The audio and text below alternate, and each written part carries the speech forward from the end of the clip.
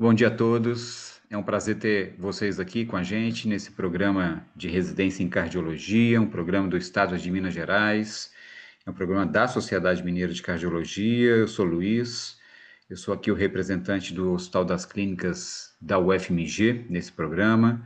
A gente discute uma série de temas que estão relacionados à formação do cardiologista, ajudando aí as residências e especializações do Estado durante 2 anos. É um programa de 2 anos, está disponível na TV SMC para que vocês possam vir a rever as aulas com tranquilidade, tá? Mas a participação de vocês aqui ao vivo é fundamental para que a gente venha criar essa discussão e a criar as aulas de forma com que ele possa continuar aí disponível na nossa rede. Hoje a gente vai falar um pouquinho sobre as valvopatias, tá? A gente saiu ali dos fatores de risco, onde a gente discutiu uma série deles, e falamos no final dos fatores de risco como é que a gente pensa em scores de predição e a prevenção primordial e primária.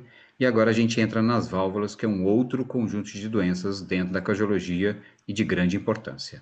Hoje nós vamos falar das valvopatias aórticas, para a semana que vem a gente poder falar da mitral. Quem vai ajudar a gente para discutir esse tema é os nossos amigos lá de Divinópolis, do Complexo de Saúde São João de Deus, Túlio e Haldane. Já aí fica o nosso agradecimento a todo o apoio que vocês têm nos dado, né? E a participação muito ativa. Lembrando que isso aqui é uma educação médica, tá, gente? Continuada, e que aquilo que a gente está vindo a discutir está relacionada às nossas opiniões e não obrigatoriamente a opinião de uma instituição que é a SMC, Sociedade Mineira de Cardiologia. Tá bom? Túlio, com você, fique à vontade, tá? Obrigado, Luiz. Então, bom dia, pessoal. Meu nome é Túlio, eu sou R1 de Cardiologia pelo Complexo de Saúde São João de Deus e sobre a orientação do Dr. Haldner, a aula atribuída a mim para o nosso programa da Sociedade Mineira de Cardiologia baseado em evidências foi o das valvulopatias aórticas.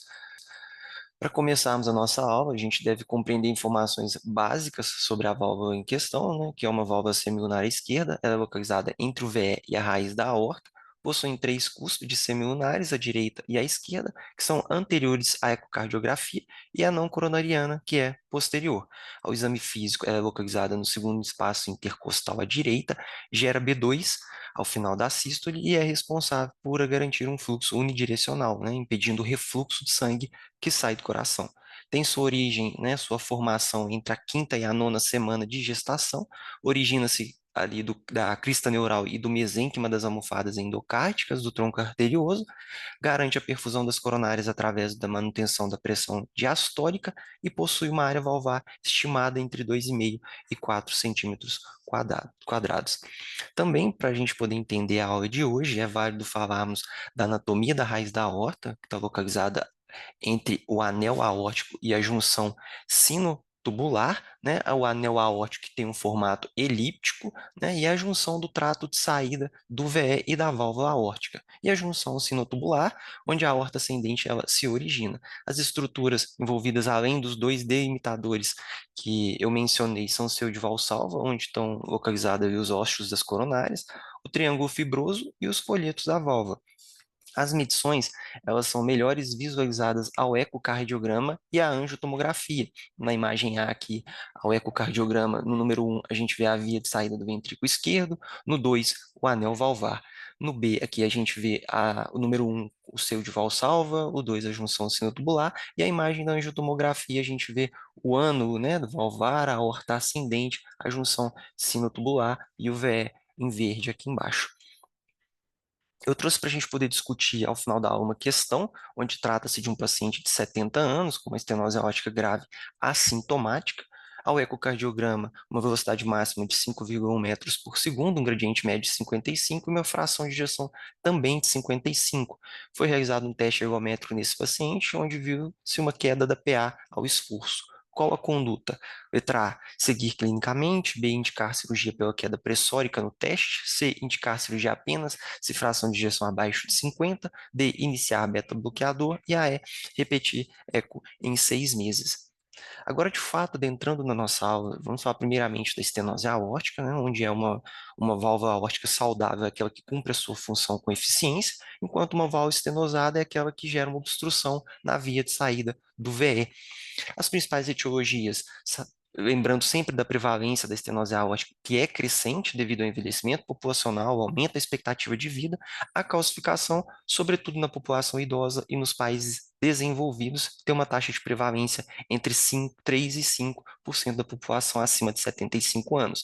Temos também a válvula bicúspide congênita, lembrada da associação com aortopatias, em torno de 70% dos casos, por exemplo, coarctação da aorta. E as doenças valvares, a doença valvar reumática, que geralmente está associado à faixa etária mais jovem. Aqui uma representação da válvula aórtica normal, 3 cúspides, a bicúspide congênita, a reumática e a degenerativa. No Brasil, país em desenvolvimento, devido à sua faixa etária, né, transicional, encontramos ali pacientes de todas as etiologias nas diferentes faixas etárias. Cerca de 30 a 40% das estenoses aórticas ela tem correlação clínica com doença coronariana. Então é sempre válido e importante a gente avaliar a necessidade de uma revascularização concomitante, intervenção cirúrgica para esses pacientes. Nos fatores de risco, temos a idade avançada, o sexo masculino. Apesar do sexo masculino ser fator de risco, a gente tem que lembrar que a mortalidade está presente mais nas mulheres, né? A hipertensão, o tabagismo, a dislipidemia, principalmente às custas de lipoproteína A, declínio da função renal, o diabetes, tá?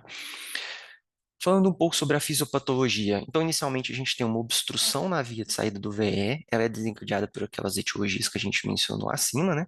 Onde no início a velocidade e o fluxo eles se mantêm normal e possuem um gradiente mínimo até que a área do orifício valvar ela atinja menos da metade do normal, ou seja, menos que 50%. Com isso, a gente vai ter uma redução do fluxo de saída do VE, gera uma sobrecarga pressórica no VE, um aumento na força na tentativa de vencer aquela barreira. No início é bom, vence, né, mas às custas de um aumento hipertrófico concêntrico, como todo coração, como todo músculo que é exigido, né? Mais tarde, um VE hipertrofiado, ele perde a sua capacidade de complacência, leva a uma disfunção diastólica e, posteriormente, uma disfunção sistólica. Esse mecanismo ele é capaz de gerar, então, a tríade clássica que a gente conhece, dispneia, angina e síncope. A dispneia, pessoal, ela se dá por uma disfunção diastólica e sistólica. Na diastólica, a gente está falando de uma redução de complacência, né, desencadeada pela hipertrofia, gera um deslocamento da curva pressão-volume no ventrículo, eleva as pressões de enchimento, culminando na hipertensão venocapilar pulmonar, que faz congestão. A sistólica, ela ocorre na adaptação ventricular de forma inadequada e no baixo fluxo, baixo gradiente. A angina tem uma relação direta com o desbalanço entre oferta e consumo, e a síncope ela está relacionada a um baixo débito fixo, né, quando associado a uma vasodilatação periférica por N motivos. O gráfico de Brown, representado à direita, ele traz que após o desenvolvimento dos sintomas, a mortalidade ela excede um pouco mais que 90% em alguns anos, como, por exemplo, a angina em 5 anos, a síncope 3 e a insuficiência cardíaca em 2 anos. Ao exame físico, a gente vai encontrar um sopro sistólico ejetivo com pico telesistólico, porque ele tem uma intensidade baixa, que aumenta e depois diminui novamente. Com isso também é conhecido como sopro em diamante. Trouxe até a figurinha aqui. Podemos ter também uma... Eu vou só representar o sopro. Esse é o sopro que a gente vai encontrar então, pessoal. Podemos ter também uma hipofonese de B2, né, B2 diminuída ou ausente, devido a uma estenose ali, ela pode ser tão grave que você não vai conseguir escutar o fechamento da bule.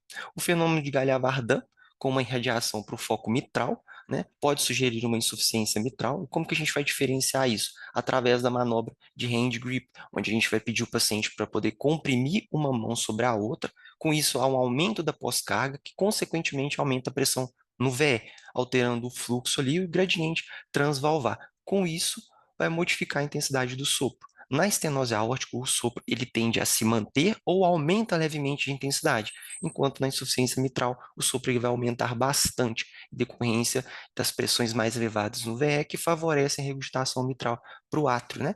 Essa manobra ela pode ser também usada para diferenciar o paciente com cardiomiopatia hipertrófica, onde o sopro ele vai diminuir de intensidade por se tratar de uma obstrução dinâmica né? Onde o aumento do volume do VE vai diminuir esse sopro, enquanto na estenose aórtica o sopro ele é fixo, né, em decorrência da obstrução.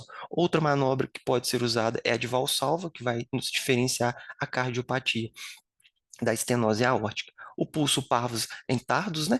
Podemos ver nessa representação em azul, onde visualizamos um fluxo que vem normal, depois ele é condicionado a passar por um orifício de menor diâmetro e depois ele segue normalmente. Aqui a representação do pulso quando comparado ao normal, onde a gente vê uma baixa amplitude e uma longa duração. Podemos ter também um desdobramento de B2, principalmente a expiração ou B2 única. A representação do sopro, do desdobramento, perdão. Esses achados, pessoal, eles são concomitantemente relacionados à estenose aórtica crítica. Para o bom diagnóstico, a gente pode lançar a mão do eletro, onde a gente vai ver uma sobrecarga do ventrículo esquerdo e padrões sugestivos de alteração de repolarização, um padrão de strain, uma inversão de onda T em V5 e V6. O raio-x, né, sugere uma área cardíaca normal, com calcificação na topografia da válvula, provavelmente concomitante a uma hipertrofia concêntrica e em fases mais avançadas, como na imagem abaixo, um aumento no diâmetro transverso do coração, devido a uma hipertrofia aqui já excêntrica, com uma área cardíaca mais aumentada e se projetando de forma caudal. Qual que é a importância do raio-x? Às vezes um exame menosprezado na avaliação valvar. Um raio-x de estenose aórtica com área cardíaca normal, ele sugere que esse paciente mantenha a função do VE, né, preservada ali. Então, a gente vai encontrar nele, conforme mencionamos o pulso parvus in tardos, né, inferindo ali o momento ideal para operarmos esse paciente. Já o paciente com uma hipertrofia excêntrica, o coração já cansado, já totalmente remodelado, em fases tardias da doença, muito provavelmente a gente já não vai encontrar aqueles achados ao exame físico que a gente mencionou e pode sugerir uma perda importante da função ventricular, sinal de mau prognóstico, muito provavelmente passou o time cirúrgico aqui, excedendo então a taxa de mortalidade. O eco é o exame de escolha, padrão ouro na avaliação das válvulas, ele é fundamental para a gente confirmar o diagnóstico, a gravidade da estenose, a calcificação valvar, a função e espessura do VE, pode detectar outras doenças valvares, também avaliar ali informações prognósticas. Lembrar sempre da avaliação deve ser realizada, ecocardiográfica deve ser realizada com PA normal, bem controlada para a gente poder evitar fluxos confusos. O teste ergométrico, ele pode nos auxiliar na identificação daqueles pacientes sintomáticos que são mascarados, tá? Ou seja, quando submetidos a algum tipo de esforço, eles vão apresentar sintomas. Temos também, além desses que a gente mencionou, o eco com o strain, fornece informações sobre a função do VE e o limite de 15% pode ajudar a identificar pacientes com estenose aórtica grave e assintomáticos, que apresentam maior risco de deteriorização clínica ou mortalidade prematura. O BNP, ele pode ajudar a identificar sintomas em decorrência de comprometimento cardíaco naqueles pacientes multicomórbidos, né? Prevém uma sobrevida livre de sintomas e ajuda também a identificar aqueles assintomáticos de alto risco que podem se beneficiar de uma intervenção precoce. O ecoestresse e a TC com score de cálcio, vamos falar um pouco mais para frente, mas vai nos ajudar a fornecer informações para o diagnóstico de gravidade. Falando agora sobre a classificação ecocardiográfica, podemos dividir a estenose aórtica em leve, moderada, grave, intensa, né, com três grandes parâmetros, além do índice de área valvar, que tem como valor de referência 0,6 e leva em consideração a superfície corporal do paciente, é usado para poder classificar a estenose. Importante, os parâmetros são gradiente médio, velocidade do jato e área valvar. A área valvar é o parâmetro teoricamente ideal, porém, existem algumas limitações, como, por exemplo, o estado funcional do paciente, o volume sistólico, a função do VE. Áreas valvares menor que 0,7, velocidade máxima do jato maior que 5 e gradiente médio acima de 60, além da fração de ejeção reduzida, inferem pior prognóstico. Inferem também estenose aórtica crítica. O gradiente transvalvar, talvez o parâmetro mais robusto, pode ser calculado de duas maneiras, pelo estudo hemodinâmico, onde a gente vai determinar o pico de pressão no VE e o pico de pressão na aorta, estimando então o gradiente pico a pico. Pelo ecodoppler, encontramos o gradiente máximo entre o VE e a aorta, denominado pico instantâneo, e uma maneira que a gente tem ao Doppler de determinar o gradiente que mais se aproxima do hemodinâmico é identificando o gradiente médio, usando então a forma simplificada de Bernoulli, né, onde o gradiente médio ele é 4 vezes a velocidade máxima do fluxo medido ao Doppler em metros por segundo ao quadrado. Três grandes entidades são encontradas: a estenose aórtica de alto grau, a estenose aórtica de baixo fluxo e baixo gradiente com fração de ejeção reduzida, e a estenose aórtica de baixo fluxo e baixo gradiente com fração de ejeção preservada. O fluxo ele é definido pelo índice de volume sistólico e tem como valor de corte 35. Além destas, muitas vezes, sendo fator de confusão, principalmente por uma área valvar menor que 1, uma entidade nova, ela é mencionada pela Sociedade Brasileira, mencionada pela ESC, é a estenose aórtica de fluxo normal, ou seja, acima de 35, baixo gradiente, fração de ejeção preservada. Nesse cenário, a gente está então diante, na verdade, de uma estenose aórtica moderada. Esse fluxograma da ESC, ele representa o que a gente falou até agora, sobre a parte inferior à esquerda, né, no que diz respeito às estenoses de baixo fluxo e baixo gradiente. Quando a gente fala da fração de ejeção reduzida, é indicado a realização de um ecoestresse para poder confirmar o diagnóstico de estenose aórtica importante. Se ao ecoestresse existir a presença de reserva contrátil, identificada como um aumento maior ou igual a 20% do volume sistólico e ou um aumento maior que 10 milímetros no gradiente médio, com redução ou manutenção da área valvar, aceitando ali uma manutenção da área valvar até 0,2 centímetros quadrados no pico do estresse, tá? A gente vai estar diante, então, de uma estenose aórtica verdadeira, importante. Pacientes com um aumento da área valvar maior que 0,3, eles são definidos como portadores de estenose aórtica moderada pseudo importante. Na ausência da reserva contrária, devemos corroborar a gravidade como TC com score de cálcio. No caso da estenose aórtica de baixo gradiente, baixo fluxo com fração de ejeção preservada, é comum nos idosos hipertensos, né? O diagnóstico ele requer uma avaliação mais minuciosa, então a gente lança a mão direto da TC com score de cálcio. Eu trouxe uma tabelinha representando aqui, né, os valores, né, através da unidade Agsto, da ARRA, da ESC, da Sociedade Brasileira. A Sociedade Brasileira traz os mesmos valores da ARRA. Homem acima de 2.000 unidades Agston sugere estenose aórtica severa e mulheres acima de 1.300 sugerem estenose importante. Entrando agora no tratamento, um dos primeiros passos quando a gente vai falar sobre intervenção é sobre o risco cirúrgico, a fragilidade e o heart team, né? No risco cirúrgico a gente vai encontrar dois grandes scores, o Euroscore e o STS, Society of Thoracic Surgeons, né? Possui uma capacidade preditiva de mortalidade em 30 dias. O Euroscore nos traz como valor de referência abaixo de 4%, baixo risco, acima de 4, alto risco. O STS ele já traz abaixo de 4, baixo risco, entre 4 e 8, intermediário, e acima de 8, alto risco. Um adendo importante é que esses scores, eles não levam em consideração fatores relacionados ao desfecho prognóstico e contraindicações específicas do procedimento. Então, o risco, né, do paciente, o risco cirúrgico, ele não substitui a avaliação clínica individual deste paciente. Por outro lado, a fragilidade, ela é um marcador de vulnerabilidade, principalmente no idoso, associado à fraqueza física, à baixa reserva contrátil.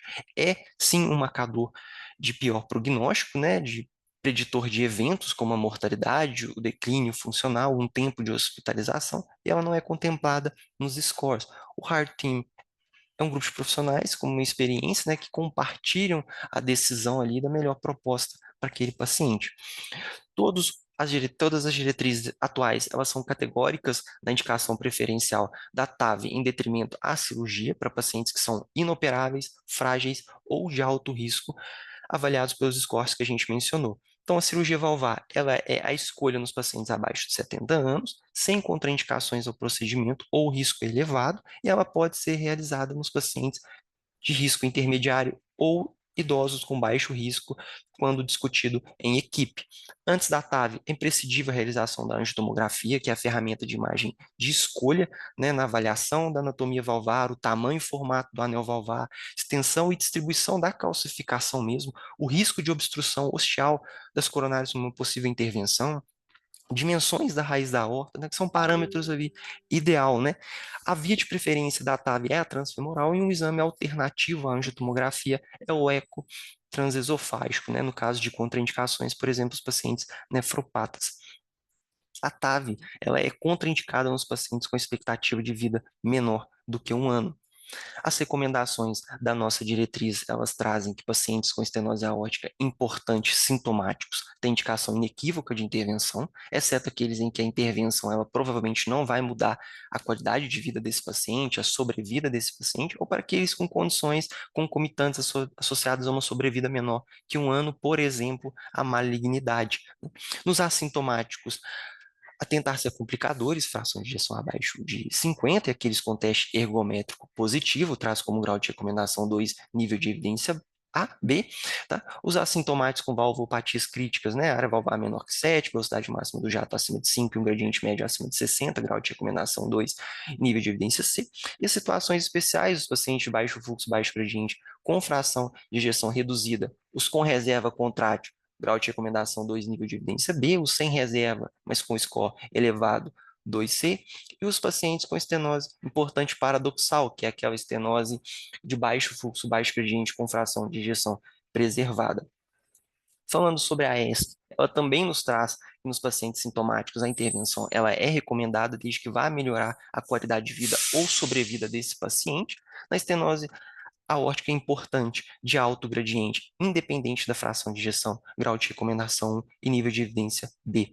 Nos pacientes com baixo fluxo, baixo gradiente, fração de ejeção reduzida, tem grau de recomendação 1 com nível de evidência B para aqueles que possuem a reserva contrátil e nos pacientes que não houver reserva contrátil, mesmo na realização da tomografia, esses pacientes eles devem ser tratados como insuficiência cardíaca propriamente dita.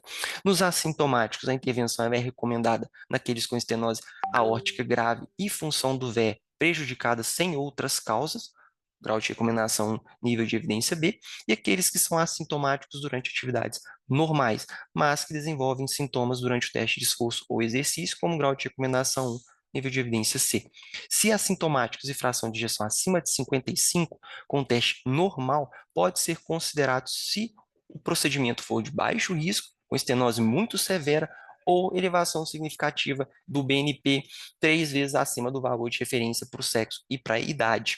No caso da estenose aórtica, importante, assintomático, sem complicadores, e a estenose moderada até o presente momento, as indicações da cirurgia, elas são concomitantes a outro procedimento cardiovascular invasivo, por exemplo, a revascularização, alguma outra troca valvar. A estenose leve, ela tem indicação de acompanhamento clínico ecocardiográfico. A escolha da cirurgia da TAV, ela vai ser baseada numa abordagem individualizada, né? As complicações ali vasculares, implante de marca-passo, regurgitação paravalvar são consistentemente maiores na TAV, né? Enquanto sangramento grave, lesão renal aguda e FA de início recente estão com a cirurgia. A maioria dos pacientes submetidos à TAV, eles têm uma recuperação mais rápida, curta permanência hospitalar e um retorno mais rápido para suas atividades normais, mas existe a limitação ao acesso mundial.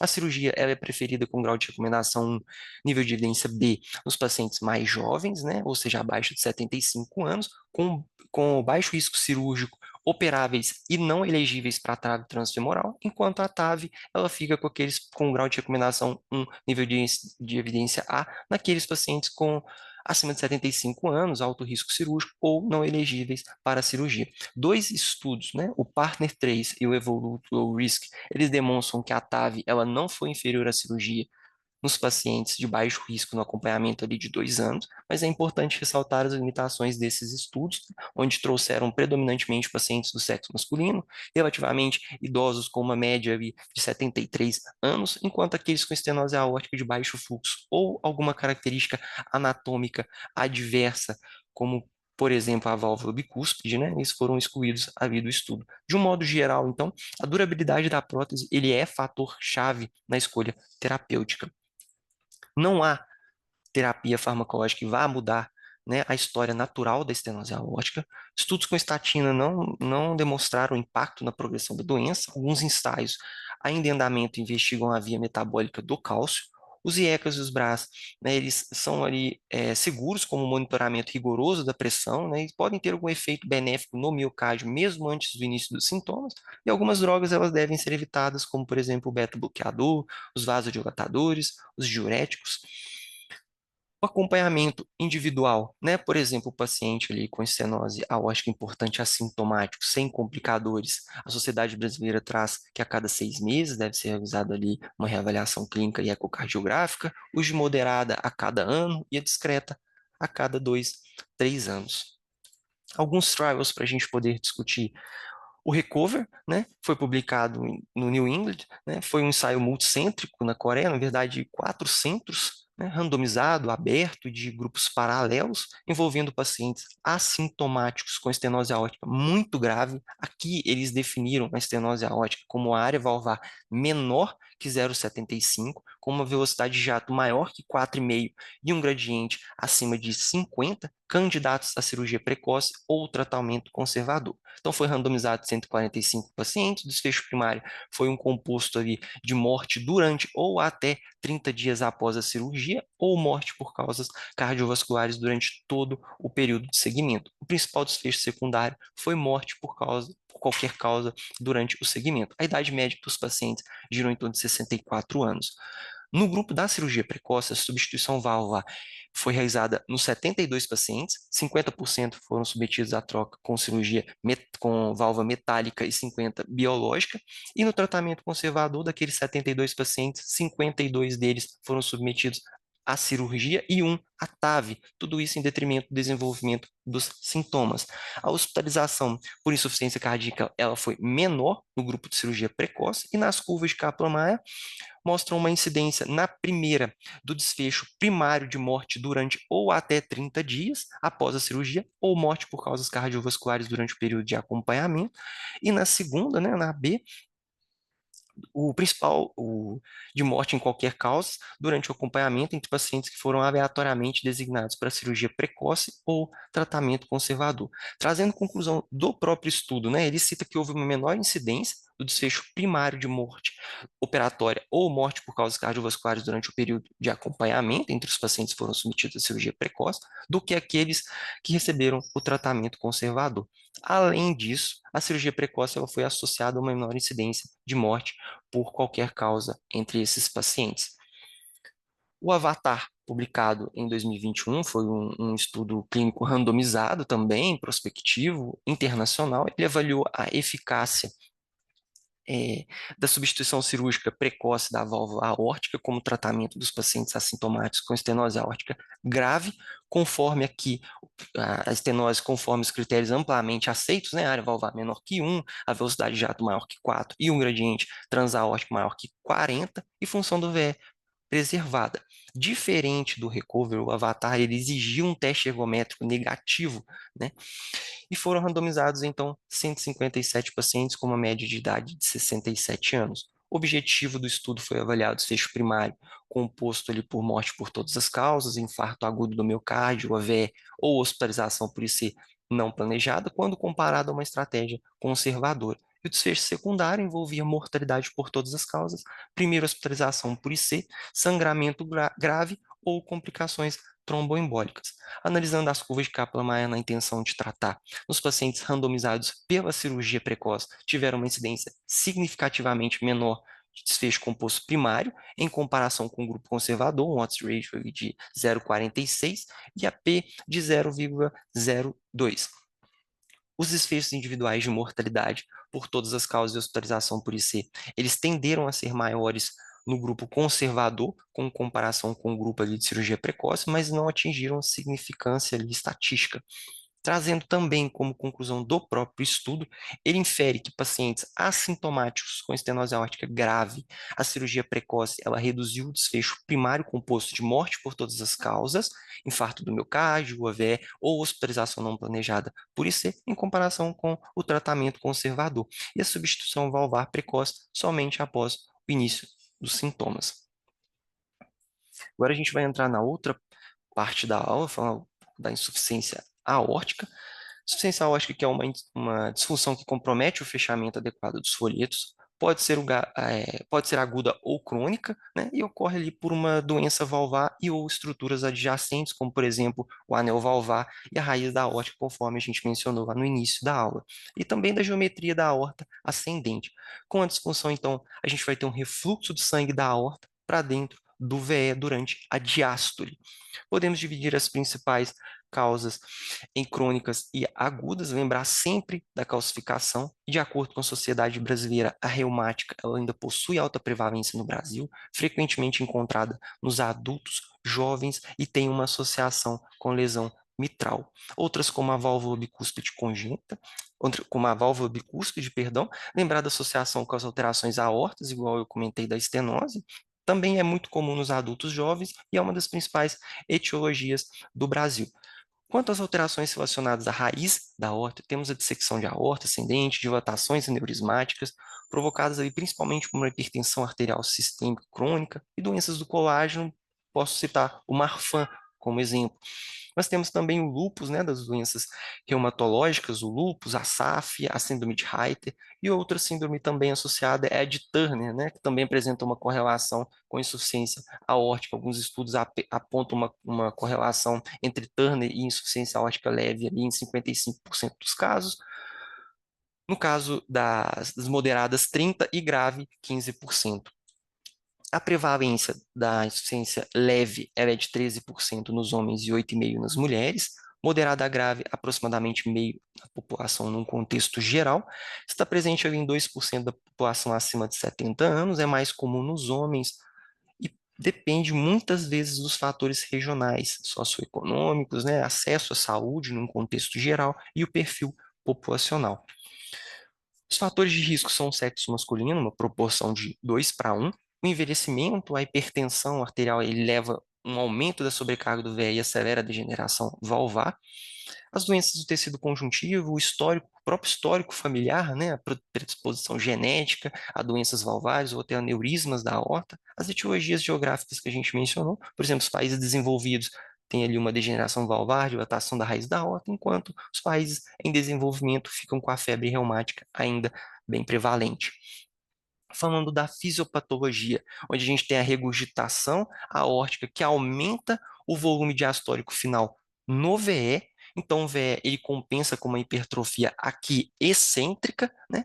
E faz uma dilatação para poder armazenar aquele sangue que retorna. Isso permite um maior volume sistólico. Então, no início, a gente vai ter ali um aumento da PA sistólica. Com o tempo, um aumento do volume e pressão diastólica no VE vão levar à falência de compensação. Então, ocorre fibrose intersticial, redução de complacência ventricular, que resulta na queda progressiva do volume sistólico antes mantido por mecanismos adaptativos. Na insuficiência aórtica aguda, o paciente ele pode se queixar ali de tosse, palpitações, dispneia aos esforços, dor torácica, enquanto na crônica esse paciente ele pode frequentemente permanecer longos e longos períodos assintomáticos, até que ele comece a apresentar ali a dispneia aos esforços, ortopneia, palpitações, a dispneia paroxística noturna, síncope, dor torácica, né? A angina que ela ocorre por uma redução da reserva miocárdica também, pode ocorrer angina noturna devido a uma bradicardia durante o sono, que aumenta ali a regurgitação valvar. A síncope é em decorrência de um baixo débito cardíaco de forma efetiva, e a dispneia ocorre aqui por um aumento da pressão diastólica final, que é secundária a uma sobrecarga de volume sanguíneo no VE e, consequentemente, leva a uma congestão venocapilar. Nos pacientes que são assintomáticos com função do VE normal, tem um índice de progressão para sintomas ou disfunção do VE em torno de 4,3% ao ano, com uma mortalidade menor que 0,2%. Nos pacientes com função sistólica do VE reduzida, a maioria desenvolve sintomas e requer cirurgia ali dentro de 2 a 3 anos. A média do início dos sintomas ela é maior que 25% ao ano. Já nos pacientes que são sintomáticos, o prognóstico ele é mais sombrio quando a gente está falando de tratamento clínico, né, com uma mortalidade estimada acima de 10% naqueles com angina e 30% nos com insuficiência cardíaca congestiva. A insuficiência aórtica ela é, sem dúvida, uma das patologias com maior número de achados ao exame físico, uma das mais ricas que a gente tem, onde podemos encontrar ali uma divergência entre a PA sistólica e diastólica, o sopro de Auschwitz-Flint, que é um ruflar diastólico semelhante ao sopro da estenose mitral, um sopro mesosistólico de hiperfluxo, né? O pulso em martelo d'água ou córrega, né, presente na insuficiência aórtica crônica, com uma rápida ascensão e queda, ele é justificado pelo aumento do volume diastólico final, e quanto maior o volume diastólico, maior a força de contração necessária do coração no próximo batimento. Podemos ter também um sopro diastólico aspirativo decrescente com B2 hipofonética. A representação do sopro é essa.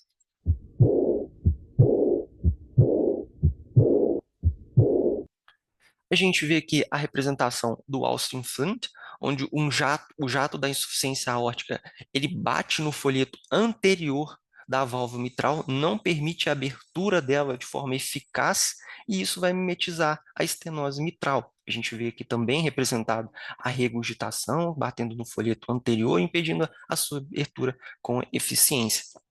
Conforme eu disse, a insuficiência aórtica é uma das patologias, né, com o maior número de achados ao exame físico, e a gente tem a máxima de que tudo pulsa, né? O sinal, por exemplo, de Mussé é um movimento rítmico da cabeça sincronizado com o batimento cardíaco, né? O sinal de Beck, que é a observação da pulsação visível ali da retina, o sinal de Miller é a pulsação da úvula desse paciente, a dança das carótidas, e o sinal de Quink, que é a pulsação do leito unguial. Na avaliação complementar, podemos lançar a mão também do eletro, né? A gente vai ver ali alterações similares à da estenose aórtica, uma hipertrofia do VE, um padrão de strain. No raio-x de tórax, um aumento importante da área cardíaca, né? Com projeção caudal desse coração. O eco e a angiotomografia, que nos ajuda a mensurar ali em pacientes com dilatação aórtica, o diâmetro máximo da aórtica, que vai ser fator determinante ali nas possíveis abordagens. A ecocardiografia, ela é o exame-chave, né, usado para descrever ali a anatomia valvar, quantificar a regurgitação aórtica, que é baseado em 3 grandes parâmetros, qualitativo, semi-quantitativo e quantitativo, avaliar ali os mecanismos, definir a morfologia da aorta, né, e determinar também a viabilidade cirúrgica poupadora ou com reparo valvar. É importante ter noção porque terá consequências cirúrgicas, né? 3 fenótipos da aorta ascendente, elas podem ser possivelmente visualizados. A gente está falando ali de um seio de Valsalva, por exemplo, maior que 45 milímetros, sugere um aneurisma da raiz da aorta, um abaixo de 40, 45 milímetros, um aneurisma ascendente tubular, e abaixo de 40, a gente está falando ali de uma regurgitação aórtica de forma isolada. A classificação ecocardiográfica ela é definida em leve, moderada, grave, importante, né? Usando alguns parâmetros, conforme demonstrado nessa tabela, sendo a insuficiência importante, caracterizada por uma vena contracta maior que 0,6, uma fração regurgitante acima de 50%, um volume regurgitante maior ou igual a 60 ml, uma área efetiva maior ou igual a 30, e a vena contrata é a região onde o jato de sangue regurgitante, ou seja, o jato que volta, né, para dentro do ventrículo, ele atinge seu diâmetro mínimo, conforme aqui indicado pelas setas, logo após a válvula aórtica. E o fluxo reverso na aorta descendente, ele é possível de ser visualizado no caso da regurgitação grave, né, regurgitação importante. Nessas imagens ecocardiográficas, podemos ver a regurgitação leve, né, a moderada e a aórtica, com as suas respectivas áreas ocupadas. A leve aqui é uma regurgitação menor que 30 ml, a moderada de 30 a 50 e a grave maior que 60 ml. O principal complicador da insuficiência aórtica consiste na perda da função do VE, né, e o remodelamento ventricular ele é controverso. De um lado, um aumento do diâmetro ventricular ele funciona como um mecanismo adaptativo à sobrecarga volumétrica, né, e por outro lado, o remodelamento ventricular ele pode determinar pior prognóstico, por exemplo, né, nas valvopatias não reumáticas, um diastólico acima de 70 milímetros e nas reumáticas acima de 75, o sistólico acima de 50 nas não reumáticas e nas reumáticas acima de 55 inferem pior prognóstico. Falando agora da intervenção, o tratamento cirúrgico com troca valvar é a principal terapia de intervenção, né? A mortalidade ela varia em torno de 1% para os pacientes com troca valvar de forma isolada e 7% naqueles com cirurgia combinada. O aparecimento de sintomas, redução da função sistólica e o remodelamento excessivo do VE, conforme a gente viu, geram um pior prognóstico, portanto, então, são os principais deflagradores do tratamento cirúrgico na regurgitação grave ou doenças da raiz aórtica. As indicações da Sociedade Brasileira trazem que os pacientes sintomáticos têm grau de recomendação 1, nível de evidência B, fração de ejeção reduzida, grau de recomendação 1, nível de evidência B, e os diâmetros ventriculares, né, conforme eu citei, nos pacientes não reumáticos, o diastólico acima de 70, o sistólico acima de 50, ou um sistólico indexado maior que 25 milímetros por metro quadrado, traz grau de recomendação 2, nível de evidência B. Na ESC, nos sintomáticos, a cirurgia ela é recomendada, então, independente da fração de ejeção, desde que a regurgitação aórtica ela seja grave e o risco operatório não seja proibitivo, com grau de recomendação 1 e nível de evidência B. E nos assintomáticos é indicado se o diâmetro sistólico final do VE for maior que 50 milímetros ou maior que 25 milímetros por metro quadrado em indivíduos com menor superfície corporal, ou se fração de ejeção for menor ou igual a 50. Está indicado também se o paciente sintomático ou não for submetido à cirurgia, né, de revascularização, cirurgia da aorta ascendente ou de outra válvula, né, com grau de recomendação e nível de evidência C. Além disso, sempre que for indicada uma cirurgia valvar, a substituição da raiz da aorta, né, ou da aorta ascendente ali, ela deve ser considerada se o diâmetro for maior que 45 milímetros, com grau de recomendação 2 e nível de evidência C. O acompanhamento desses pacientes, como na estenose aórtica, ele também é individualizado. Os pacientes com importante assintomático e sem complicadores a cada meio a 1 ano, a moderada a cada 1 a 2 anos e a discreta a cada 3 a 5 anos. Na insuficiência aórtica, os IECAs e os dihidropiridinas, eles podem proporcionar melhora sintomática, né, em indivíduos com regurgitação aórtica crônica grave, né, nos quais a cirurgia não é viável. Não é recomendado o uso nos pacientes com insuficiência aórtica grave assintomáticos ou normais ou moderada, num possível adiamento ali da cirurgia. Os IECAs e os BRAs e os beta-bloqueadores, tá? Eles são indicados para pacientes submetidos à cirurgia que mantém insuficiência cardíaca ou hipertensão. Os beta-bloqueadores é a primeira opção, por exemplo, no Marfan. Na insuficiência aórtica aguda, grave, né, o paciente geralmente ele vai ter indicação de CTI, né, do início de inotrópicos de ação rápida, por exemplo, a dobutamina, e vasodilatadores, como, por exemplo, o nitroprussiato de sódio. Finalizando a nossa aula, né, eu trouxe para a gente poder rever a questão, né, onde tratava-se de um homem de 70 anos, com estenose aórtica grave e assintomática, um eco desse paciente com velocidade máxima acima de 5,1, um gradiente médio de 55, com fração de ejeção de 55 também, realizou um teste ergômetro com uma queda da PA ao esforço. Qual a conduta? Letra A, seguir clinicamente. Por que essa alternativa não é uma boa alternativa? Porque esse paciente, a gente está diante de uma estenose aórtica grave, embora seja assintomática, a gente viu que existem pacientes que são assintomáticos mascarados, né? Que quando em vigência de um teste de esforço, eles tornam-se sintomáticos, apresentam alguma outra alteração, como por exemplo, nesse caso, o paciente teve uma queda da PA ao esforço. Então a A, ela não é uma boa alternativa. Indicar a cirurgia pela queda pressórica do paciente, acredito que sim, sim, eu fico com essa questão, porque fez um teste ergométrico nesse paciente, desmascarou possíveis sintomas desse paciente, ele teve repercussão hemodinâmica, e além do mais, ele tem aqui, sendo bem minucioso, né? Quando a gente falou da estenose crítica, né, uma velocidade máxima acima de 5, desse paciente 5,1 metros por segundo. Então, a B é uma boa alternativa. Indicar a cirurgia apenas fração de ejeção abaixo de 50? Não, né? A gente viu os pacientes sintomáticos, eles têm indicação. Iniciar beta-bloqueadores? A gente também viu e discutiu isso na terapia medicamentosa, que eles devem ser evitados.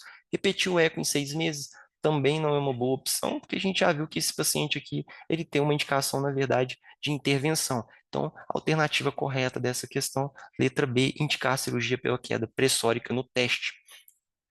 As mensagens que eu acho que é válido a gente levar para casa, né, onde a válvula aórtica representa uma condição, uma valvopatia aórtica, perdão, representa uma condição progressiva e é potencialmente fatal.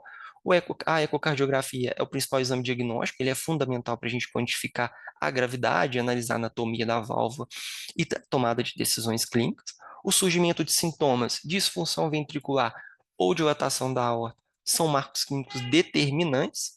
A abordagem terapêutica, ela deve ser sempre individualizada, né? Levando em conta ali características clínicas, anatômicas e funcionais do paciente. E o acompanhamento multidisciplinar com o Hakim é essencial para a gente garantir as melhores condutas. Queria convidar a todos para se inscrever no nosso canal do YouTube, na TV SMC, e participar da comunidade cardiologista de Minas. Os QR Codes estão na tela. E essas foram as referências que eu utilizei para a aula de hoje. Queria agradecer a todos pela presença. Túlio, fantástico, tá? Fantástico. Obrigado. Muito bom, muito bom. Tá? Não só em termos de didática da organização do conteúdo, a forma com que você passou o conteúdo e os destaques que você deu para as principais partes dessa doença, tá? Nós estamos falando de doença da válvula aórtica, gente. Eu acho que tem que ter dúvida, porque ali tem vários fatores que ele fez de uma forma bem didática, vocês poderem entender. Nós temos a parte epidemiológica, nós temos a parte que é do mecanismo fisiopatológico das duas doenças, tá? Nós não estamos discutindo apenas estenose, mas também regurgitação. E aí você tem a apresentação dos sintomas e a história natural, você tem a semiologia que é fundamental, a gente vai discutir aqui também a importância do exame físico, os exames complementares, tá? Que eles são complementares ao processo, o eletro, o raio-x, o eco e outras terapias necessárias, e aí sim a intervenção quando indicada, em que envolve o momento adequado, o paciente adequado, tá? E o tipo de intervenção adequada. Então vamos lá. Haldner, comentários em relação à aula que vocês prepararam, o que você acha que é fundamental o pessoal pegar aí de mensagens com você? Pessoal, bom dia a todos. Túlio, parabéns. Quando você assumiu esse desafio, você ficou temeroso, mas eu te falei que você ia crescer, ia amadurecer, e isso aconteceu e tem acontecido ao longo desse ano. Parabéns. E como eu faço de praxe, Luiz, eu vou deixar para um R2 meu fazer um comentário, até porque já está no desafio dos residentes aqui. Vou passar para o Pedro. Pedro. Bom dia, pessoal. Desliga o seu áudio. Bom dia, pessoal. Parabenizar o Túlio aí, né? Uma aula grande, né? 2 temas em conjunto aí que ele conseguiu resumir bem, em 40 minutos. Os slides muito didáticos, né? A gente pôde ver durante essas últimas semanas, a gente foi ajudando ele foi lapidando a aula com muita dedicação, e conseguiu com muita maestria apresentar esse tema. Acho que é interessante, principalmente quando a gente está falando sobre as doenças aórticas, muitas vezes a gente recebe esse paciente aqui no hospital já com indicação cirúrgica, ou a gente pega esse paciente num peri-op, num pós-op, e a gente esquece dos dados semiológicos que a gente tem que ter lá atrás, quando a gente entra no ambulatório, quando a gente encontra esses pacientes, quando eles nos procuram, quando deflagram alguns sintomas. Então é importante, né? Ele foi muito feliz em colocar as diferenças, conseguir colocar o sopro para a gente escutar, a gente conseguir fazer o diagnóstico diferencial, como ele falou que, por exemplo, na estenose aórtica tem uma grande prevalência de DAC associada. Então muitas vezes o paciente vai chegar com dor no peito, né? Vai chegar sincopando para a gente conseguir fazer esse diagnóstico diferencial rápido, utilizar de manobras semiológicas para a gente conseguir diferenciar quando tem doença mitral, quando é Austen-Flint, quando a gente tem uma miocardiopatia hipertrófica, que a gente tem visto que está subindo muito a prevalência, né? Saber quando indicar a TAV, né? Que a TAV está vindo aí, a gente tem visto os trials indicando cada vez mais, os guidelines colocando isso de uma forma mais precoce, principalmente agora tentando pegar pacientes assintomáticos. A questão que ele escolheu foi bem feliz, né? Quando ele coloca que a gente tem que deflagrar sintomas. Muitas vezes esse paciente chega, eu não sinto nada, né? Eu não tenho sintoma, mas é aquele caso que ele vem se limitando nos últimos meses, nos últimos anos de vida, para compensar aquela doença dele. E lembrar também que é uma doença mecânica, né? As doenças valvárias são doenças mecânicas e a solução é mecânica. Então, a gente não ficar muitas vezes perdendo tempo achando que a gente vai tratar com medicamento e sim focar em qualidade de vida, e para a gente indicar esse paciente, colocar ele num time cirúrgico ideal e evitando aí complicações futuras e a evolução da doença, muitas vezes perdendo esse time, né? Então, parabéns, Túlio, pessoal aí que está vindo para as próximas aulas, dedicação é a palavra-chave e para a gente ter esse resultado incrível. Obrigado, viu, Pedrão? Valeu, Você Pedrão. comentou uma coisa muito importante, que é a questão de dedicação, a hora que vai fazer a aula, né, Pedro? Se você faz com dedicação, treina, a aula fica de alto nível, gente. E isso fica para prosperidade, tá? Porque tá gravado. Vamos lá. Deve ter perguntas, gente, não pode ser. Doença da válvula aórtica tem uns vários ali pitfalls que vocês têm que saber bem, tá? Para tratar bem, no momento correto. Vamos lá. Lu, você. Deixa eu começar então. Parabéns, Túlio Haldner aí pela orientação, excelente. Eu lembro da frase do Fred que eu adorei, eu queria ter sido residente do Haldner também. Parabéns, foi excelente. E aí eu queria levantar algumas questões para vocês, né? Porque eu acho que a evolução da TAV, né? A a forma diferente de tratar, de você ver pacientes inoperáveis, idoso frágil, ser operado num procedimento que às vezes você faz com sedação, não precisa nem ser entubado, e sai de sala com resolução, queda absurda do gradiente ali, né. É até emocionante você ver o procedimento, né, porque é uma resolução muito diferente do que a gente está acostumado da cirurgia cardíaca. Mas lembrar de alguns pontos, né, que a gente não pode deixar de considerar, porque agora a tentativa é ampliar demais a indicação e a gente esquecer que isso também tem um ônus aí. Lembrar da minha parte, né, a TAV complica mais com BAVT, principalmente algumas próteses, né, específicas, tipo a Edwards, e então, lembrar que um BAVT de TAV, em geral, com 24 horas não resolveu, o paciente já pode pôr o marca-passo definitivo, porque não vai resolver, né. E, então, isso é um questionamento, e a outro questionamento é a questão da idade, né, pessoal. Esse paciente mais jovem, ele provavelmente vai precisar de uma troca de prótese ao longo da vida. E agora estão surgindo os estudos, uma TAV em TAV, né, mas a gente sabe que os procedimentos vão ganhando altas complexidades. Então, lembrar que o indivíduo jovem não deve ser considerado por essa abordagem que é tão bonita e mais simples na realização agora, porque esse paciente vai precisar de um outro procedimento, provavelmente 10 anos depois, né. Então a gente tem que não se emocionar demais aí nas indicações. Fred, se quiser complementar.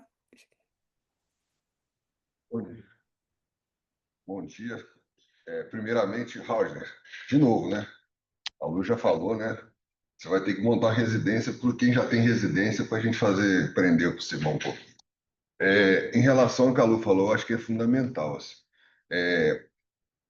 E aquilo da gente falar de aplicar no nosso dia a dia. Porque, por exemplo, a gente tem prótese aórtica aberta e prótese aórtica aberta, né? Nós temos aquelas preparadas que costumam durar 15, 20 anos, que teoricamente é a que a gente deveria usar. Só que elas não estão disponíveis, por exemplo, no Sistema Único de Saúde. O Sistema Único de Saúde geralmente usam próteses que a duração é no máximo 10 anos, às vezes menores. E quando a gente está falando de TAV, essa é uma grande interrogação ainda. Qual vai ser a durabilidade da TAV? A gente ainda não sabe. Como consegue-se um ângulo implantado pela TAV até maior do que o ângulo que a gente consegue na cirurgia, a área valvar da prótese é maior na TAV que na cirurgia? Teoricamente, pode ser que ela dure até mais do que a prótese normal, mas isso a gente ainda não tem a resposta. Em relação ao que a Lu falou, eu acho que sim.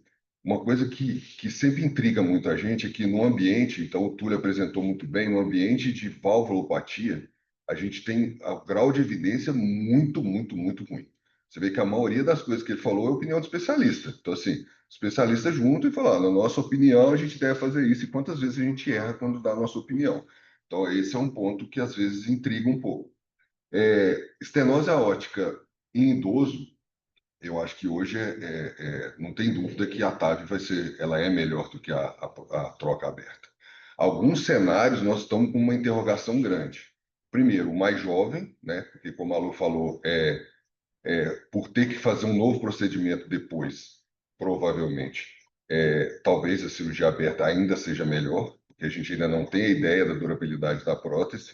Segundo, as complicações, como o BVT, igual a Lu falou. Hoje em dia, nós temos uma grande balanço, né? Porque aonde eu implanto a prótese, né, que a gente fala plantar a prótese mais shallow, mais alta, a gente diminui a chance de BVT. Então, a quantidade de BVT feito pela TAV, ela tem reduzido drasticamente com o aprendizado da onde implantar a prótese.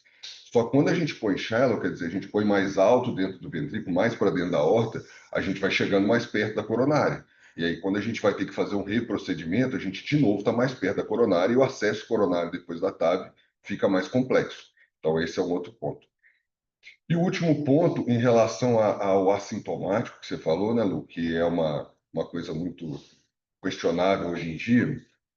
O Túlio já citou dois estudos, e tem o ELUTAV, que eu e o Luiz sempre a gente discute também.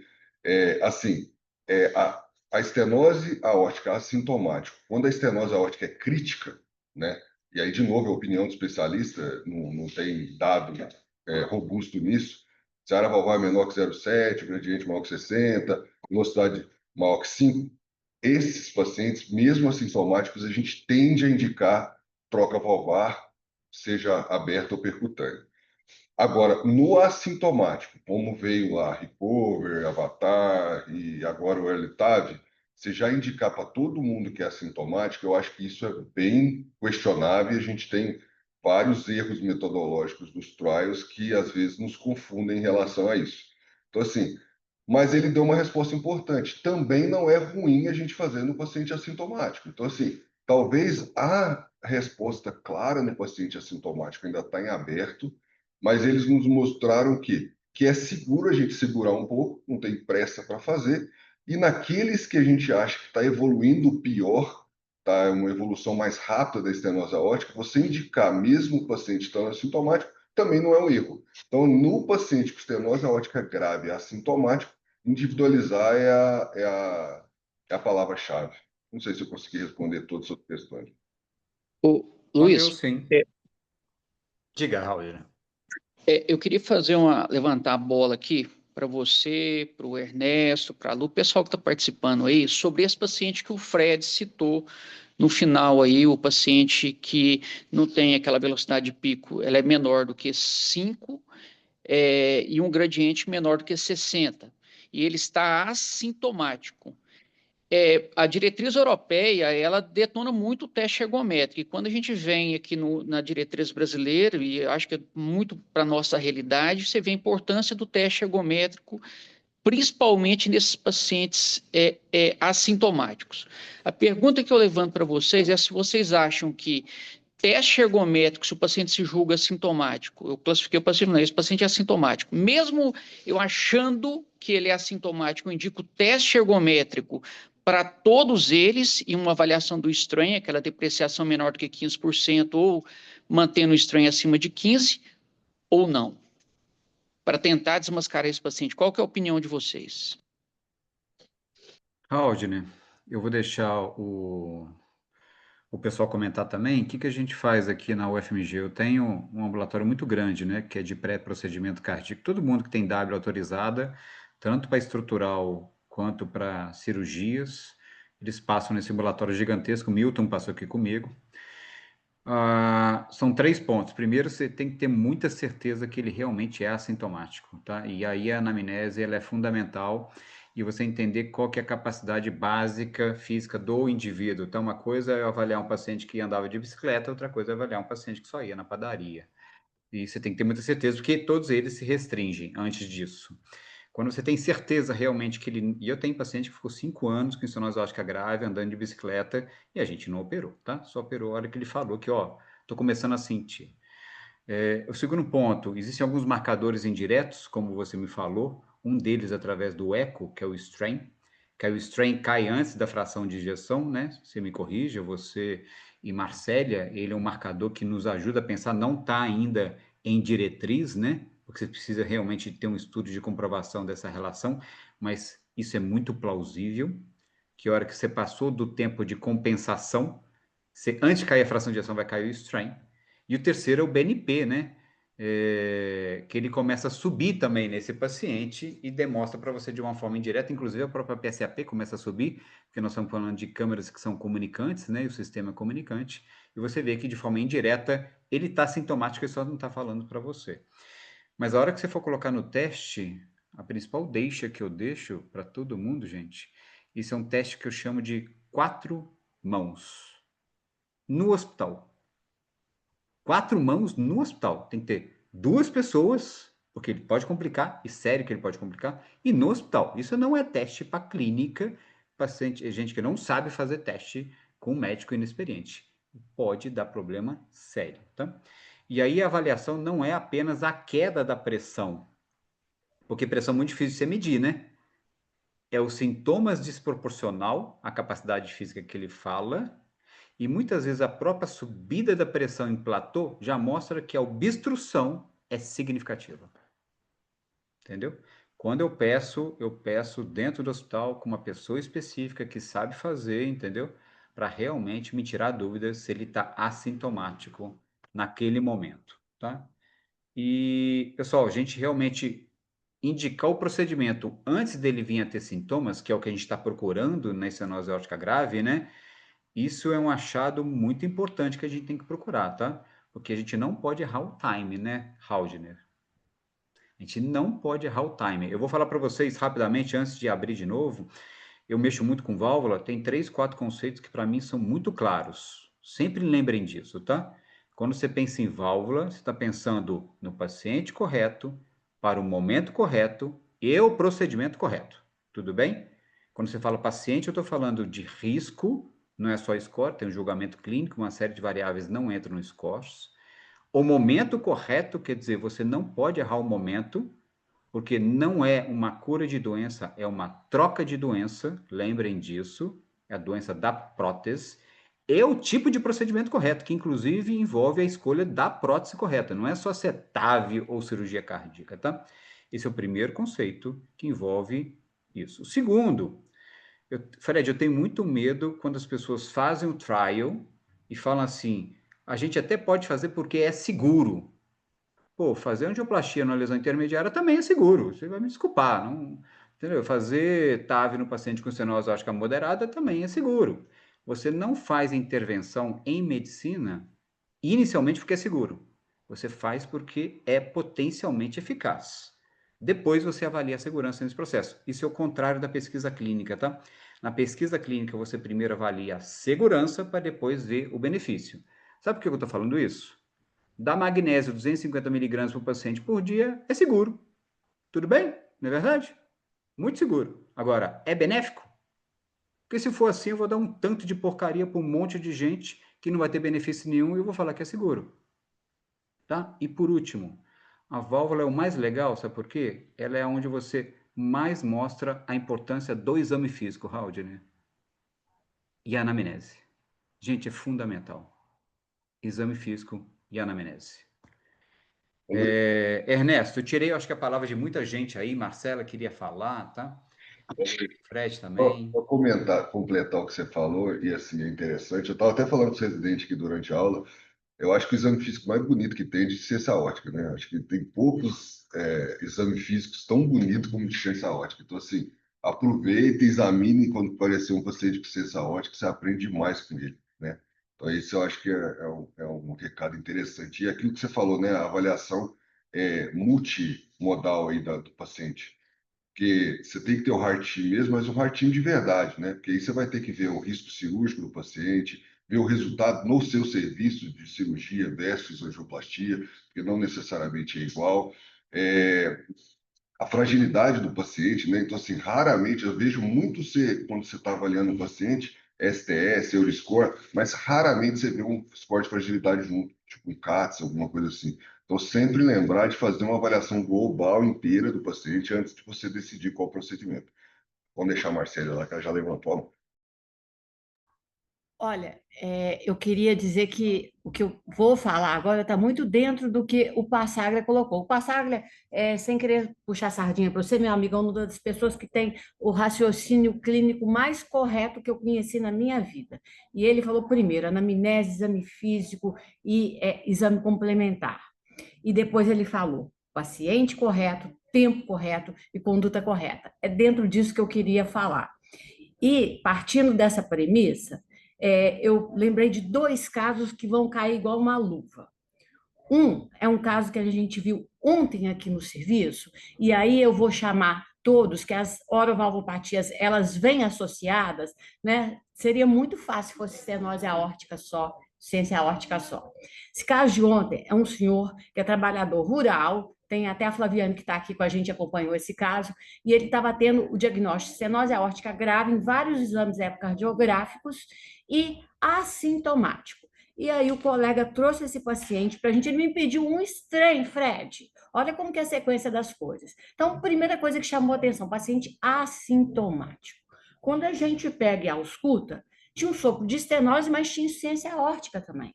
Quando eu jogo o transdutor, insuficiência aórtica, aí a gente vai fazer o eco.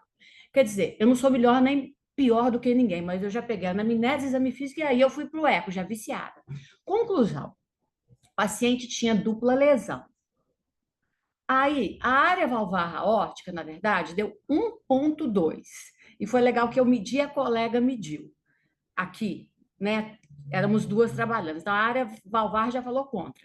Só que esse paciente tinha um gradiente médio maior que 40 e uma velocidade de pico de 4,4.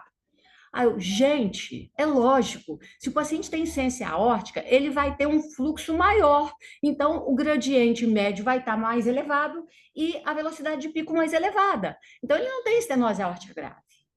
Não precisava nem do strain, Fred.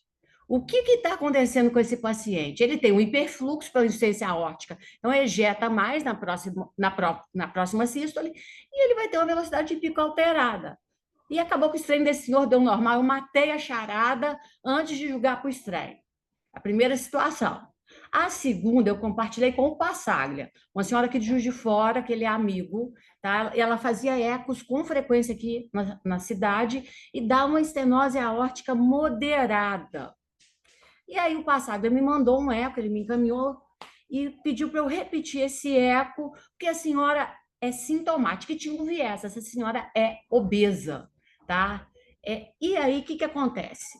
Eu ligo para o Passaglia, eu falei, Passaglia, olha só, quando você divide a área, que era 1,1, se eu não estou enganada, 1,2, não fiz nada diferente que qualquer colega aqui da cidade fez. Mas se você divide pela área de superfície corporal e você indexa, igual o Túlio mostrou para a gente, dá uma estenose aórtica crítica. Então, não precisava nem de fazer eco de estresse para ver se era baixo fluxo paradoxal. Então, foi o sintoma que o Passaglia percebeu, eu vi o shape da paciente, indexei, pá, já deu estenose aórtica grave, eu achei que ia ser TAV, ela foi para BH, tá? E aí, percebeu, conversei de telefone com o Passaglia, a gente achou que ia ser TAV.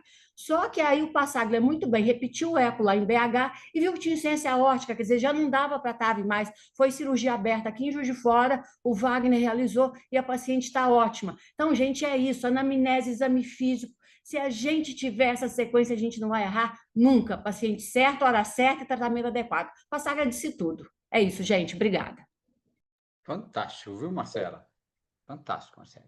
E outra coisa, né, Luiz, que eu acho que é legal no que você estava falando aí, completando, é que a gente tem que pensar sempre na etiologia, né? O Pedro falou muito bem que a gente tem que pensar que a estenose aórtica começa no mais jovem, na reumática, depois a gente vem na quinta década, mais ou menos, quarta, quinta década, com a bicúspide, e depois a gente tem a aterosclerótica. E a aterosclerótica muitas vezes vem associada à doença coronariana também, porque a aterosclerose é uma doença só. E a gente tem que tomar muito cuidado, porque tanto a insuficiência aórtica como a estenose aórtica, principalmente a bicúspide, ela não é uma doença só da válvula, ela é uma doença também da aorta ascendente. E isso, às vezes, faz a diferença na hora de você indicar o procedimento, né? Tanto que a válvula aórtica bicúspide ainda não é tão boa para a TAV, justamente porque ela tem doença da aorta também. E esse é um complicador também para a TAV e insuficiência aórtica, porque geralmente você não tem onde ancorar a prótese. Então, tomar cuidado de você definir não só que é uma estenose aórtica, não só que é uma estenose aórtica grave, mas qual a etiologia da estenose aórtica, porque isso vai fazer diferença na indicação da terapêutica que você vai fazer. Isso aí, viu, gente? E, Haldner, só sem ser repetitivo, como eu vejo muito eco de valvopatia, né? E eu correlacionar é uma coisa matemática, eu relaciono isso ao exame físico, eu tento ensinar os meus residentes, quando ele bate o olho no eco, e eu não sei se eu estou correto em relação a isso, tá? A olhar 3 grandes parâmetros, porque eles olham assim, deixa eu ver a válvula, deixa eu ver a fração de ejeção. Eu falo, não, você vai organizar na sua cabeça 3 parâmetros. Primeiro, a causa, que é a etiologia. Segundo, a repercussão. Por último, você vai ver a gravidade. Tudo bem? Pelo seguinte, quando eu tenho uma insuficiência mitral ou insuficiência aórtica, gente, eu tenho que saber qual que é a causa. É uma insuficiência mitral primária ou secundária? E se for primária, é reumático ou prolapso? Ah, não, é secundária. Ela é isquêmica, é insuficiência cardíaca ou é aterogênica? Mesma coisa em relação à aórtica, tá, gente? Insuficiência aórtica. Ela é da válvula, é uma doença da válvula. Ela é reumática, é endocardite, que rompeu, é degenerativa, é bicúspide, ou é uma doença da aorta. Primeira coisa que você tem que pensar, tudo bem? Porque muda por completo, por exemplo, estenose aórtica. Se eu tenho uma estenose aórtica degenerativa, tem doença coronariana associada. Se é reumática, eu tenho mitral associada. Se é bicúspide, eu tenho aorta associada. Então, você tem que ter na cabeça. Segundo, a repercussão. Não existe IAO grave de longo prazo com câmeras que não estão adaptadas. Se o átrio esquerdo tem tamanho normal, o ventrículo esquerdo tem tamanho normal, desculpa. O exame físico não vai bater, isso não é IAO grave, gente. A não ser que seja aguda, tá? Na aguda pode, mas na crônica não. Terceiro, aí você vai nos parâmetros em que você tem que juntar os parâmetros. E olha que legal, nesse anosótica a gente cria 4 subtipos, né? Haldane, praticamente, onde você tem standard, que é o padrão, que o gradiente está alto, a válvula está baixa, a velocidade está alta. A segunda e a terceira, que a gente chama de low flow, low gradient, mas uma tem disfunção ventricular, a outra é paradoxal, e você tem que entender disso, entender a conjunção dos parâmetros, e a última que a gente está começando a estudar, e que na verdade o próprio fluxo ainda é normal, olha que loucura, né? O gradiente está baixo, o fluxo é normal, ele é sintomático, e a gente tem que tentar entender como é que o mecanismo da doença está se instalando. Então, gente, eco não é fração de ejeção, pelo amor de Deus, viu? Pessoal, nós estamos Falar uma acabando o coisa nosso para tempo você, aqui. rapidinho. Diga. Eco não é só fração de ejeção, não. Eco é anamnese, exame físico, tá? Quem faz eco é bom andar deve andar com esteto no pescoço. Isso.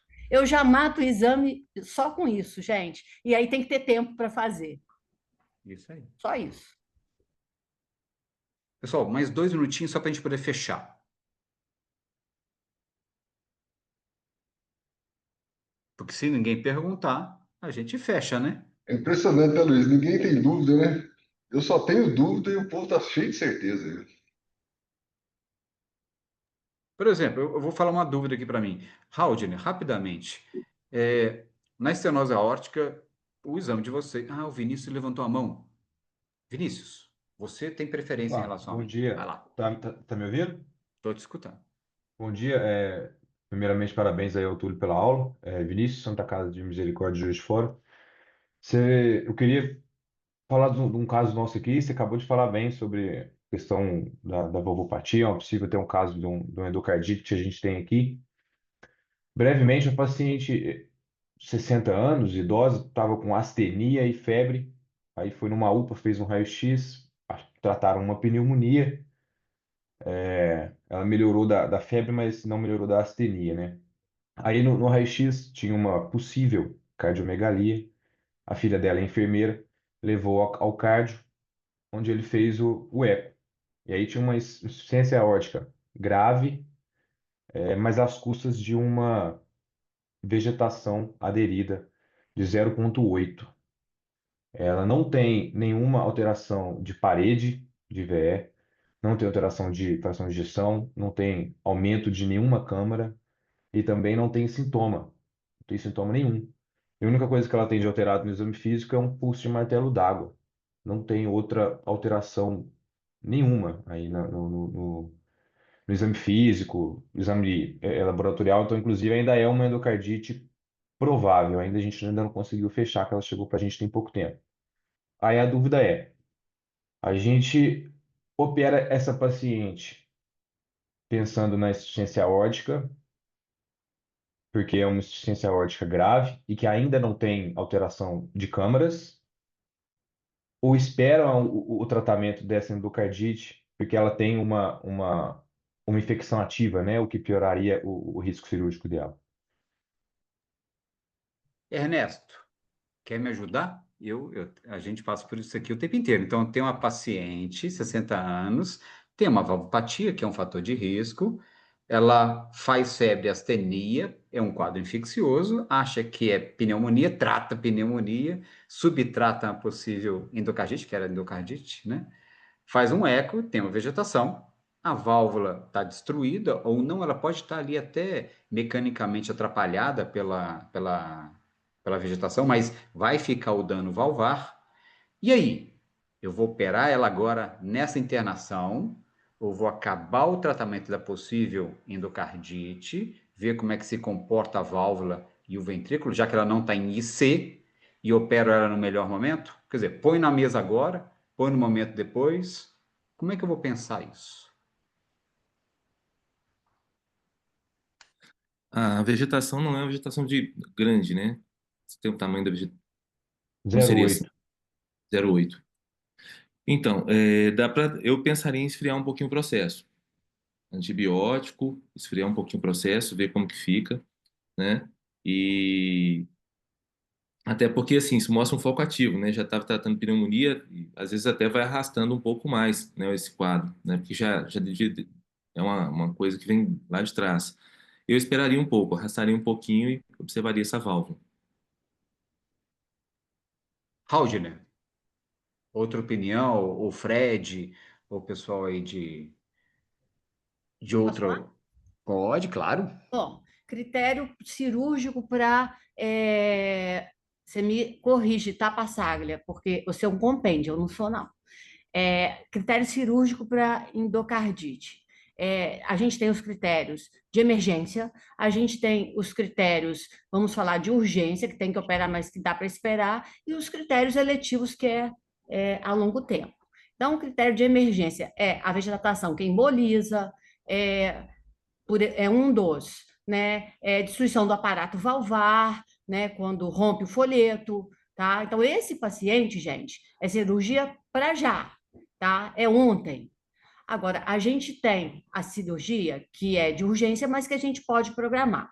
A gente vai se embasar no tamanho da vegetação, tá? A gente vai se embasar na repercussão ventricular, né? Se está estabelecendo, por exemplo, nesse caso, uma insuficiência aórtica grave, se está impactando em aumento das dimensões do VE, é outro critério, tá? Lembrei mais um aqui, endocardite em prótese, é sempre cirúrgica, mas dá para programar, tá? Endocardite fúngica, geralmente é cirúrgico, mas também dá para programar. Enfim, a gente tem esses critérios. Nesse caso específico, o colega trouxe para a gente, como o Ernesto questionou, a vegetação tem 0,8, então ela está pequena. A gente tem que acompanhar ecardiograficamente toda semana, porque se ela está crescendo, a gente opera. É um ponto, me lembra aí, passado, é um ponto o tamanho da vegetação. É 1,2. Eu estou com esse número na Não, cabeça. acima de 10. Acima de Acima de 10, 10 tá? é um É critério de 10. cirurgia. Não é 1,2, não, é 10. Então, não tem. Ela não está crescendo, então eu posso esperar. Não tem sinal de comprometimento do VE, não tem aumento do VE, a insuficiência aórtica não é grave. Então, pela diretriz, e se o paciente está respondendo clinicamente bem, não vejo critério cirúrgico. É isso, Haldner? Me É lembra aí, isso mesmo. É pronto. isso mesmo. Marcelo, então vegetação menor do que 10, o paciente tinha 8. O eco mostra que a câmara cardíaca ainda tem uma reserva, então tá legal. E o paciente está compensado, você faz um tratamento otimizado nesse paciente com antibiótico terapia, mais medicamento para tentar evitar esse remodelamento e aguarda para fazer no melhor momento. Se esse paciente tiver o inverso, vegetação maior do que 10, instabilidade, etc. e tal, o time é uma emergência, então o time é agora. Concordo plenamente, tá, Vinícius? Eu não vou ficar repetindo Show. tudo que eles já falaram, não. O momento cirúrgico não é agora. Acabe de tratar possível endocardite, fecha o tempo, vai acompanhando com eco transtorácico, não precisa ser transesofágico, tá? Para avaliar ali a repercussão hemodinâmica na câmara. Agora, se ele abre um quadro de insuficiência cardíaca clínica, se ele piora os parâmetros ecocardiográficos, se a cultura continua positiva, que a cultura está negativa porque ele usou antibiótico, tá? Se continua fazendo febre, se ele faz embolização, você muda esse momento, esse time cirúrgico, tá bom? Operar o paciente quando você esfria o processo, em termos de mortalidade, é muito melhor, gente. Muito melhor, tá? Obrigado. Acho que nós fechamos, né? Com um outro caso clínico, tá vendo? Pessoal, parabéns pela aula. Haldner e Túlio, as mensagens finais para a gente poder fechar essa discussão. Obrigado, viu? Foi fantástico. Túlio. Valeu, obrigado, Passaglia. Queria agradecer a oportunidade da aula, eu acho que para nossa formação é essencial né, esse nosso programa da Sociedade Mineira de Cardiologia, que é baseado em evidências, né? Então, assim, para nossa formação, ela é extremamente importante, acrescenta muito, eu tenho certeza que para mim não foi diferente. Queria deixar como mensagem, brilhantemente, todos já falaram, mas doenças da válvula aórtica, elas se tratam de patologias com achados riquíssimos, né? O exame físico e a anamnese, então, assim, de fundamental importância e sempre, sempre, sempre individualizar os pacientes, né? Aquilo que eu disse dos scores os scores mencionados para poder avaliar o risco cirúrgico do paciente, ele tem as suas limitações, principalmente uma delas, a fragilidade, né? E especificações do paciente. Então, sempre individualizar esse paciente, sempre conversar mesmo, estar aberto a escutá-lo para poder definir a melhor proposta e ajudar esse paciente da melhor forma possível. Valeu mais uma vez a oportunidade, obrigado, bom dia e a todos. Haldner. Pessoal, agradecer à Sociedade Mineira de Cardiologia, a TV SMC, toda a diretoria, em especial o Fred e o Passaglia. Túlio, parabéns, fiquei muito orgulhoso de você, assim como eu fico também dos meus residentes, eu amo muito vocês, podem sempre contar comigo. E lamentar, Luiz, o pessoal que não participa, você fala muito isso, o Fred fala também, essas aulas não são para nós, mas acaba que nós ficamos discutindo, então para os residentes, você vê que 20 e poucos participantes, isso é lamentável. E gostaria que todos tivessem essa atenção voltada para caprichar nos slides, estudar para a aula, isso é muito importante porque isso faz com que vocês cresçam cada vez mais. Obrigado. Obrigado, tá, Haldner? Parabéns aí pelo processo de residência e pela aula também.